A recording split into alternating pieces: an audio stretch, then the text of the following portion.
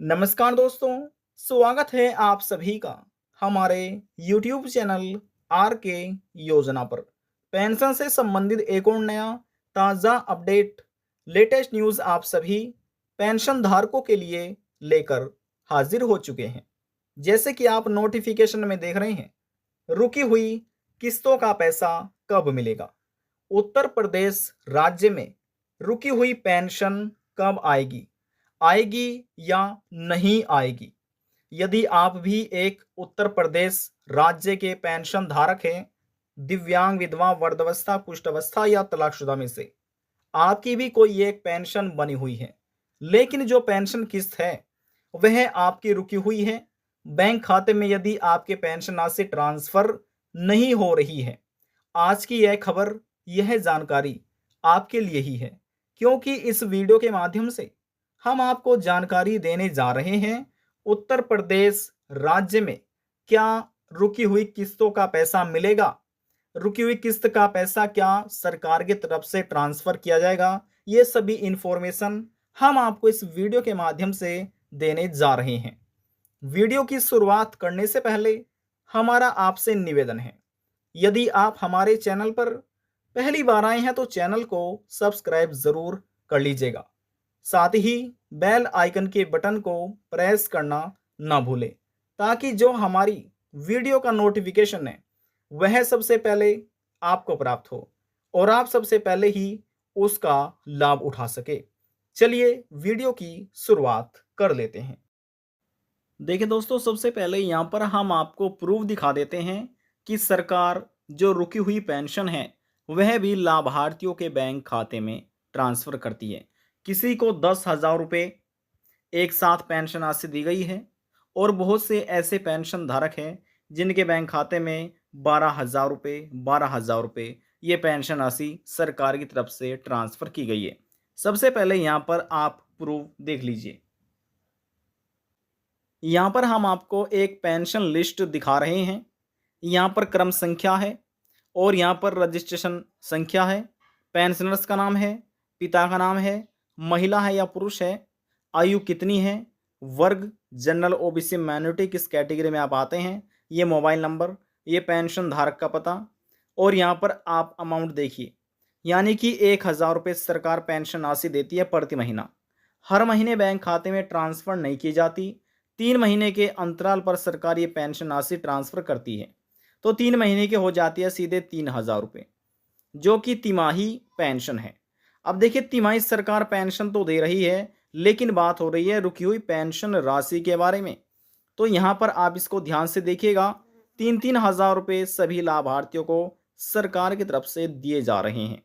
देखिए, जैसे हमने आपको कहा था कि सरकार जो रुकी हुई पेंशन है वह भी ट्रांसफ़र कर रही है। इन लाभार्थी को 10,000 रुपये एक साथ पेंशन के दिए जा चुके हैं। पढ़ सकते हैं, आपके आधार लिंक बैंक खाते में वृद्धावस्था पेंशन की धनराशि सफलतापूर्वक हस्तांतरित की गई, यानी कि ट्रांसफ़र हो चुकी है। कृपया अपने बैंक खाते की जांच करें, यानी कि चेक जरूर कर लीजिएगा। यहाँ पर देखिए 10,000 रुपये लिखे हुए हैं। नीचे लिए चलते हैं और नीचे आने के बाद फिर से आप देखिए 10,000 रुपये यहाँ पर भी लिखे हुए हैं, इन लाभार्थियों को मिल चुके हैं। यहाँ पर पेंशन धारक का नाम है, यहाँ पर पिताजी का नाम है। इन लाभार्थियों को भी 10,000 रुपये पेंशन के एक साथ मिले हैं। नीचे लिए चलते हैं और नीचे आने के बाद फिर से आप देखिए इन लाभार्थी को 12,000 रुपये पेंशन राशि मिल चुकी है, 12,000 रुपये। अब और नीचे लिए चलते हैं, यहाँ पर आने के बाद फिर से देखिए 10,000 रुपये, किसी एक को नहीं, 2 को नहीं, 3 को नहीं, बहुत से ऐसे पेंशन धारक हैं जिनको सरकार रुकी हुई पेंशन दे रही है। तो यदि आप भी एक पेंशन धारक हैं, आपकी पेंशन रुकी हुई है, तो आपको भी सरकार की तरफ से रुकी हुई पेंशन का लाभ दिया जा सकता है। पर उससे पहले आपके कुछ महत्वपूर्ण कार्य पूरे होने चाहिए, तभी आप सरकार से रुकी हुई पेंशन का लाभ प्राप्त कर सकते हैं। अब यहाँ पर आप देखिए, इन पेंशन धारकों को भी 12,000 रुपये पेंशन राशि मिल चुकी है।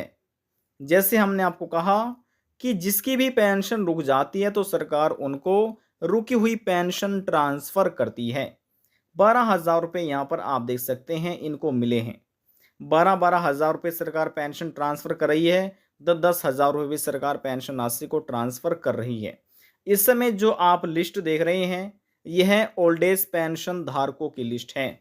यानी कि चाहे आप किसी भी पेंशन का लाभ ले रहे हों, दिव्यांग, विधवा, वृद्धावस्था, कुष्ठ अवस्था, तलाकशुदा, यदि आपकी पेंशन काफ़ी लंबे समय से रुके हुए हो चुके हैं, मान लीजिए किसी पेंशन धारक की 10 महीने हो चुकी है, 10 मंथ पेंशन बैंक खाते में नहीं पहुंची, तो आपको जो 10 मंथ की पेंशन है वह आपको दे दी जाएगी। 10 महीने की हो गई हैं 10,000 रुपये। और यदि किसी पेंशन धारक की 12 महीने की पेंशन है तो उनको 12,000 रुपये सरकार पेंशन राशि दे रही है। तो दोस्तों, ये तो हमने सबसे पहले आपको प्रूफ के साथ जानकारी दी है कि सरकार रुकी हुई पेंशन भी ट्रांसफ़र करती है। अब बात करते हैं कि जो पेंशन धारक है उनको रुकी हुई पेंशन कैसे प्राप्त होगी और सरकार कब उनके बैंक खाते में ये रुकी पेंशन ट्रांसफ़र करेगी। इस समय जो आप ये पेंशन लिस्ट देख रहे हैं, यह ओल्ड एज पेंशन धारकों की है और वर्ष 2023-24 के अंतर्गत ये आपको पेंशन लिस्ट दिखाई जा रही है। यानी कि जनवरी, फरवरी, मार्च महीने की जब सरकार द्वारा पेंशन राशि ट्रांसफ़र की गई थी 3-3 हज़ार रुपये, तो उस समय जो लाभार्थियों की पेंशन रुक रही थी 12 महीनों की, तो उस समय ये पेंशन राशि लाभार्थियों के बैंक खाते में ट्रांसफ़र की गई। अब देखिए 3,000 रुपये जनवरी, फरवरी, मार्च महीने के हैं, यानी कि 3 महीने के। उससे पहले 9 महीने और हैं। तो जब जनवरी, फरवरी, मार्च महीने की पेंशन ट्रांसफ़र की गई, तो इसी के साथ-साथ ही लाभार्थियों की जिसकी 9 महीने की पेंशन उग रही है, तो उनको 12,000 रुपये मिले और यदि किसी पेंशन धारक की 10 महीने की पेंशन राशि रुक रही है, तो उनको 7 महीने की पेंशन को ट्रांसफ़र किया गया। अब देखिए 7 महीने कैसे हो जाते हैं? बात हो रही है 10 महीने की। अब इसमें जनवरी, फरवरी ये 3 महीने और जोड़ लीजिए और प्लस 7 तो टोटल 10 महीने हो जाते हैं। तो जब सरकार पेंशन ट्रांसफ़र करती है, उसी के साथ-साथ ही रुकी पेंशन भी लाभार्थियों बैंक खाते में ट्रांसफ़र की जाती है। इतना आपने समझ लिया है, तो चलिए आगे और आपको जानकारी दे देते हैं। ये तो हमने आपको प्रूफ दिखा दिया है कि सरकार जो रुकी हुई पेंशन है, वह तो लाभार्थियों के बैंक खाते में ट्रांसफ़र करती है। कब ट्रांसफ़र की जाती है? अब देखिए फ़िलहाल हम आपकी जानकारी के लिए बता दें कि उत्तर प्रदेश राज्य में ओल्ड एज, विडो, डिसेबिलिटी जो ये पेंशन धारक हैं, इनको वर्ष 2024 और 25 के अंतर्गत, यानी कि वर्ष 2024 की जो पहली तिमाही किस्त है, अप्रैल, मई, जून महीने की, वह लाभार्थियों के बैंक खाते में ट्रांसफ़र कर दी गई है। जून के महीने में विधवा महिलाओं को, तलाकशुदा महिलाओं को, कुष्ठ अवस्था और दिव्यांग इन लाभार्थियों को पेंशन दी गई और इसी के साथ साथ ही 20 लाख जो बुजुर्ग पेंशन धारक हैं, ओल्ड एज पेंशन धारक हैं, इनको भी पेंशन का लाभ दिया गया। इसके अलावा जो 32 लाख पेंशन धारक रह रहे हैं उत्तर प्रदेश राज्य के, उनको 31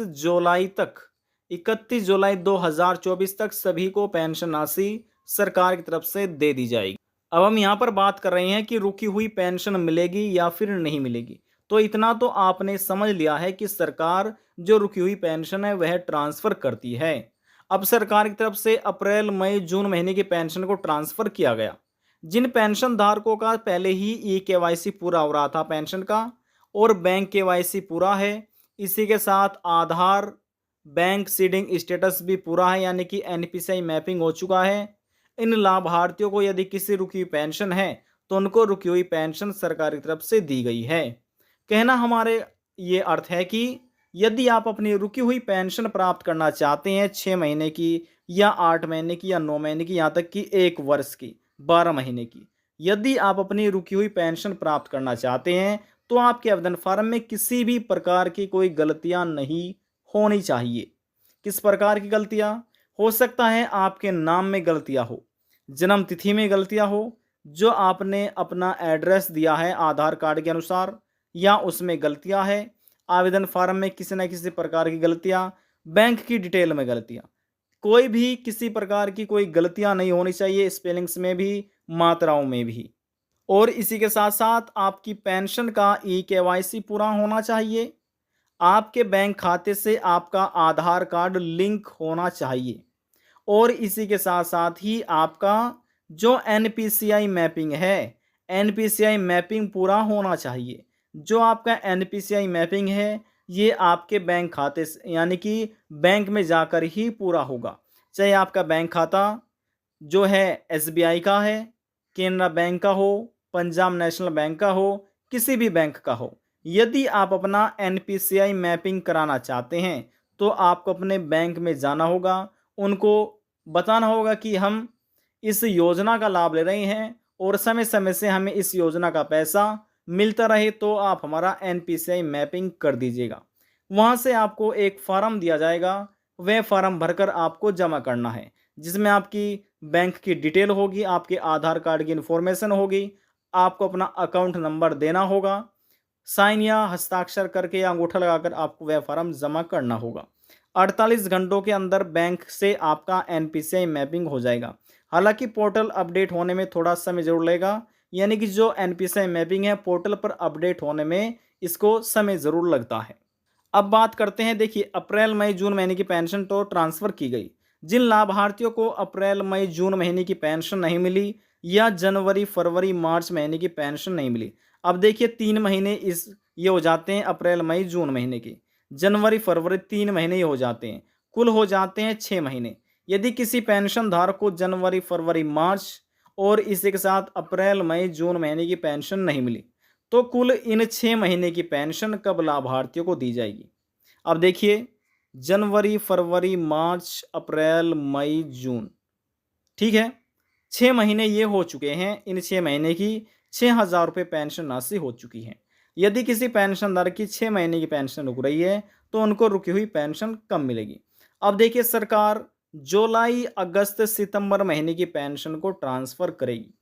जब सरकार जुलाई, अगस्त, सितंबर महीने की पेंशन ट्रांसफ़र करेगी, तो इसी के साथ-साथ आपको जनवरी, फरवरी, मार्च यदि 3 महीने की पेंशन रुक रही है, तो आपको 6,000 रुपये मिलेंगे। 6,000 कैसे? जनवरी, माफ़ कीजिएगा, जुलाई, अगस्त, इनके भी 3,000 रुपये आपको मिलाने होंगे इसी के साथ ही।